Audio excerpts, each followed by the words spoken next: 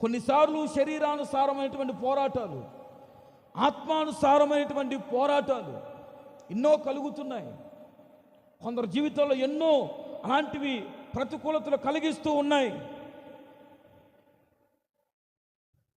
అలాంటి పరిస్థితులన్నిటిలో నుంచి, యుద్ధాలు కలిగిస్తున్నటువంటి పరిస్థితుల్లో నా దేవుడే ఏ పరిస్థితులు కలిగినా, ఎలాంటి అనర్థాలు కలిగినా, అటు శరీరానుసారముగానైనా ఆత్మానుసారముగానైనా ఏ యుద్ధము కలిగినా నా ప్రభు మీ పక్షమున యుద్ధము చేయబోతూ ఉన్నాడు. హల్లెలూయా.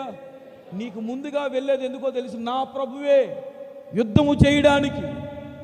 అంతెందుకండి, బయలుదేరి వచ్చేటప్పుడు చిన్న ప్రార్థన చేసుకుంటారు. ఏమని? ప్రభువా, బయలుదేరి వెళ్తున్నారు, మందిరానికి వెళ్ళాలి, చక్కగా ఆరాధించుకోవాలి, సమయానంతటి నీతోనే గడపాలి. మీరు